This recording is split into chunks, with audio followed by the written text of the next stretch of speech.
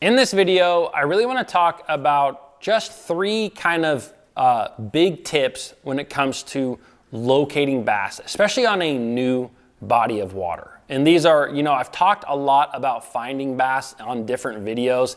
To me, these are kind of the 3 big things that I always do when I go to either a new body of water or even sometimes bodies of water I just haven't been to in a while. Now, before we get into that, this video is brought to you by my apparel company, Fin Fishing. It is October 2024, which means I have a package deal going on over on the website. You can actually get a USA made sun shirt, one of the only ones made in the US, and a bass hat complete with a wooden bass badge made from a bourbon barrel for $67. So it's a really good deal. You can save a lot of money right now and you really help support this channel. So all you got to do, add the sun shirt to cart, add the hat that you want to cart. You will see that automatic discount at checkout. I greatly appreciate all of you who have shopped at Fin Fishing. All right, let's talk about finding bass, locating bass on new water. Now, the first thing of the 3 is something that I think a lot of us do, but it's just a good reminder that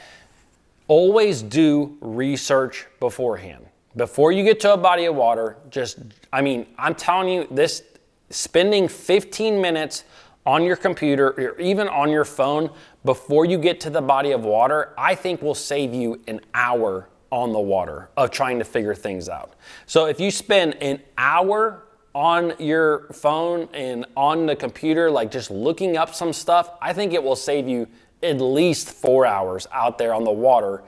Probably even more than that, because an hour, if you spend an hour before you get to the body of water just looking up stuff, it will drastically help you in so many different ways. It will help you figure out patterns. It'll help you figure out what type of lake that you are fishing. There are so many different things that you can look for, but always do your research. I know for me, if you guys watch the BassFishingHQ channel, my absolute favorite thing to do is to go to a new body of water and try to break it down in a day. And before I get there, I never call anybody like locally. I never ask for information. I simply get online and I look at different fishing reports. I look at YouTube videos. I look at tournament results. I read articles on, if there's any articles on that specific lake. There is so much information that you can find that can really just help you to understand what type of lake it is. And I think that the more and more lakes that you fish, the more you just understand that this lake is going to be this type of lake. And this type of lake sets up exactly like this lake you fished in the past. And a lot of those same patterns and a lot of those same lures will translate. And so you can really figure out lakes quickly the more times you go out and just break down new bodies of water. But always do your research. Try to find out what bait is in the lake. Our bass-eating threadfin shad, gizzard shad, ALY, Cisco, gobies, whatever it may be. Figure out what the main food source of the bass is. Also, try to figure out before you get to the lake what the current water level and water temperature are. Those are always 2 things to me that can really kind of get me in the right direction as to what I think the bass should be doing as far as, hey, are the bass up on beds? Are they off beds? Should the bass be, on offshore structure? Are they moving up shallow? There's a lot of things that you can figure out. I'm telling you, it can save you so much time. So always do your research. That is one of 3 big things that I think is very, very important. Now, when it comes to research, part of research is map study, and I think that that's really important, but sometimes not everybody has the availability to have like a high definition, really nice map, and maybe you don't have it on your phone, but maybe you have it on your boat. So there are different apps where you can buy, the app and you can get a high definition map. I always recommend different apps for that. The One Boat Network app that Humminbird has is great for that. The Omnia Pro app, if you buy it, you have over 44,000 high definition maps. So map study is very, very important. But if you don't have time to look at a map, the second thing that I really want to suggest is when you put your boat in the water on a lake, if you do not know where to go, just go to the first place that looks good. Just start fishing right there at the boat ramp. I have done this so many times out there over the course of the last couple of years, really since, I've done it for a number of years, but I've started documenting it more during that Lake Break series over on Bass Fishing HQ. Like, there have been several times where I get to a body of water and maybe I don't know a whole lot about it. For example, I'm mumbling over my words, I'm sorry. Just the other day, about a month ago, I was headed to actually kind of where they had a lot of flooding, Lake Chattooge down in North Carolina, Georgia area. And on my way down, I was like, you know what? I'm gonna hit a lake on the way down. And I was thinking about hitting Lake Cumberland because I've never been to Lake Cumberland before. And instead, I decided to go to Douglas Lake, which, we should all be praying for the people down there in the North Carolina, Georgia, Tennessee, Florida, all those areas right now because they need some serious prayer. But anyways, I got into this lake and I hadn't been there in 6 years, hadn't done any information because I was driving when I decided to go there. And I just literally went to the first bank that I saw. It was a creek channel swing. It had some shade on it. I'm like, that looks good. I picked up a topwater bait, and within like 4 minutes of me being there, I got bit. I didn't hook into the fish, but I got bit. And within another about 15 minutes, I had had another few bites and was already starting to try to figure something out. Earlier this year, I went to a lake in Michigan, and I didn't know exactly where to go on this lake because it was a very flat lake. It didn't have a lot of contour to it. It didn't have a lot of creek channels, or everything looked the same.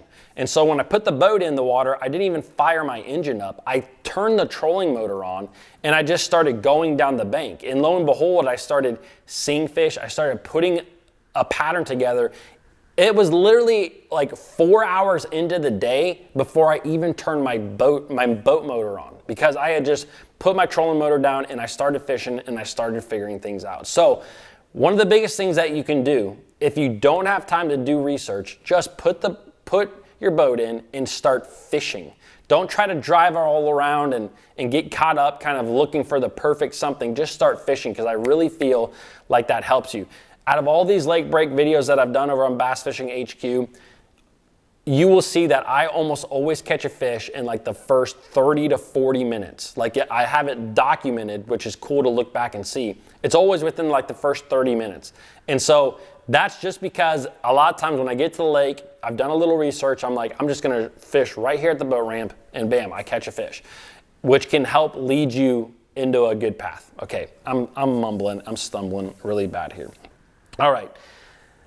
Okay, this is the third thing that I highly suggest, and it's something that I really didn't start doing until the last 2 years of fishing, and it's what I'm calling a halftime.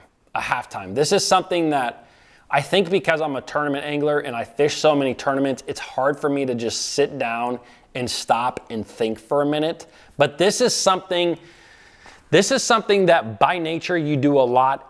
When you're practicing for an event, you sit down, you think. When you're in a tournament, it's all go, go, go, go, go.